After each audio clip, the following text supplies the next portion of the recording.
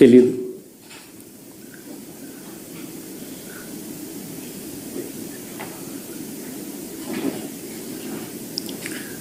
మరి ఇన్ని కోట్ల మందికి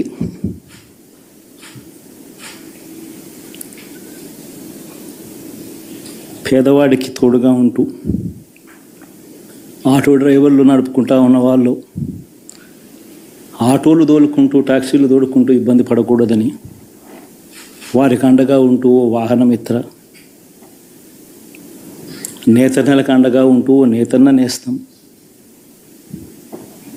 మత్స్యకారులకు తోడుగా ఉంటూ మత్స్యకార భరోసా, ఫుట్పాత్ మీద చిన్న చిన్న ఇడ్లీ షాపులు పెట్టుకొని నడుపుకుంటూ, చిన్న చిన్న బంకులు పెట్టుకొని నడుపుకుంటూ, చిన్న చిన్న వ్యాపారాలు చేసుకుంటా ఉన్న వీళ్లకు, నా అక్క చెల్లెమ్మలకు, నా అన్నదమ్మలకు మంచి జరగాలని ఆరాటపడుతూ వాళ్ళకు ఒక తోడు, నా రజకులకు, నా నాయి బ్రాహ్మణులకు, నా టైలర్లకు అని అండగా ఉంటూ వారికి ఒక చేదోడు.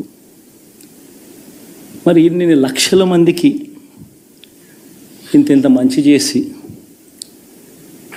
ఇన్ని కోట్ల మందికి, లక్షలు కూడా కాదు, కోట్ల మందికి మంచి జరిగించి,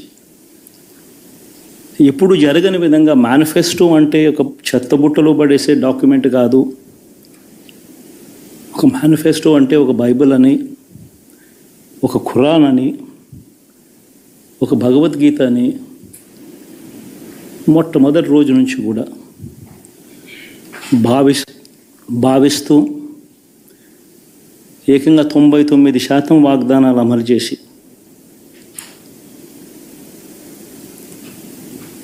అంతే చిత్తశుద్ధితో ఆ మేనిఫెస్టోను కూడా అక్క చెల్లెమ్మల ఇంట్లోకి తీసుకొని వెళ్ళి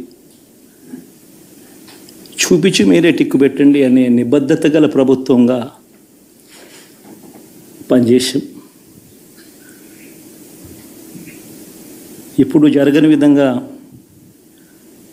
పిల్లల చదువులు, పేదరికం పోవాలి అని అంటే పిల్లల చదువులకు క్వాలిటీ ఎడ్యుకేషన్ అవసరం అని మొట్టమొదటిసారిగా ఇంగ్లీష్ మీడియంను వ్యతిరేకిస్తున్న వాళ్ళందరూ పెత్తందారులతో యుద్ధం చేసి సైతం పిల్లలకి ఇంగ్లీష్ మీడియం తీసుకొని రావడమే కాకుండా టోఫుల్, ఐబీ లాంటి కళలు కూడా కలం. ఆ పేద పిల్లలకు అండగా నిలబడాలని, తోడుగా ఉండాలని, వారి చరిత్రలు మార్చాలని, ఎప్పుడు చూడని విధంగా గ్రామ స్థాయిలోనే సచివాలయ వ్యవస్థ, వాలంటీర్ల వ్యవస్థ తీసుకొచ్చి ప్రతి ఇంటికి సేవను అందించే కార్యక్రమం చేశాం. వివక్ష లేకుండా, కరప్షన్ లేకుండా దాదాపుగా 2,70,000 కోట్ల రూపాయల పైచిలకు ఇంటి వద్దకి అందించగలిగాం.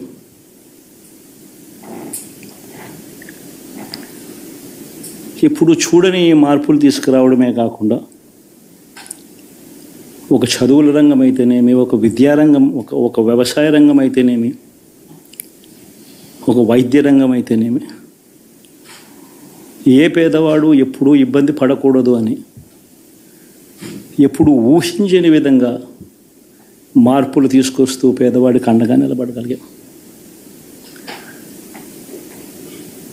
విమెన్ ఎంపవర్మెంట్ అంటే ఇది, మహిళా సాధికారత ఇది అంటే ఇది అని ప్రపంచానికి చాటి చెప్పగలిగాం. సోషల్ జస్టిస్ అంటే, సామాజిక న్యాయం అంటే ఇది అని ప్రపంచానికి చూపించగలిగాం. మరి ఇన్ని గొప్ప మార్పులు చేసిన తర్వాత, ఇన్ని కోట్ల మందికి మంచి జరిగిన తర్వాత మరి అభిమానం ఏమైందో, నా ఆప్యాయత ఏమైందో తెలీదు.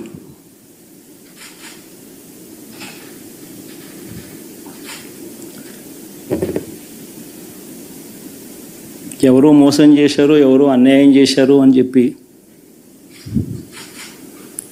అనొచ్చు, కానీ ఆధారాలు లేవు.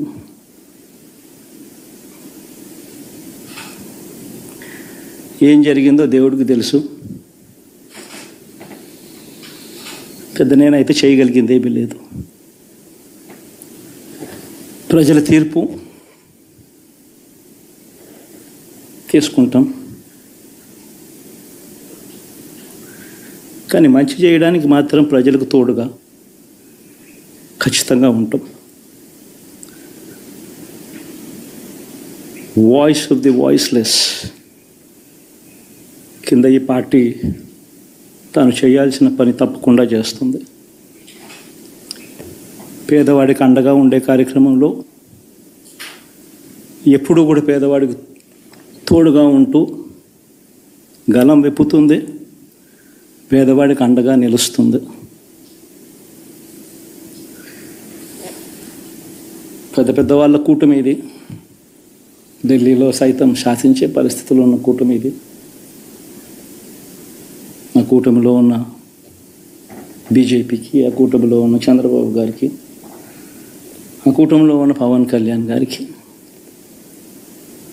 అందరికీ కూడా వాళ్ళ గొప్ప విజయానికి అభినందనలు.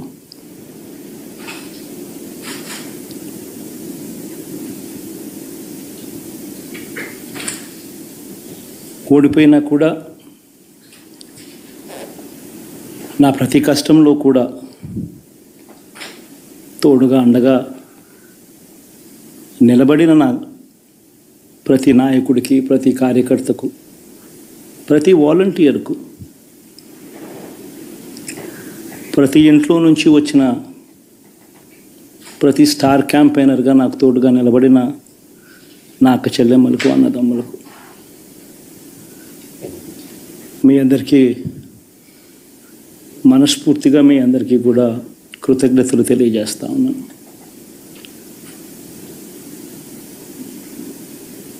ఏం జరిగిందో తెలియదు, కానీ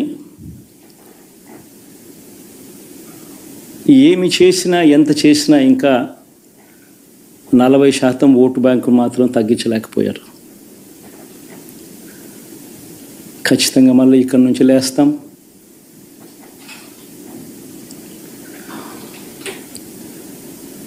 మళ్ళీ ఇక్కడి నుంచి గుండె ధైర్యంతో నిలబడి మళ్ళీ లేస్తాం. ప్రతిపక్షంలో ఉండడం కొత్త కాదు, పోరాటాలు చేయడం అంతకన్నా కొత్త కాదు. నా రాజకీయ జీవితం అంతా కూడా ప్రతిపక్షంలోనే గడిపా, ఈ 5 సంవత్సరాలు తప్ప. పోరాటాలే చేశా, రాజకీయ జీవితంలో ఎవడు చూడని కష్టాలు కూడా అనుభవించా.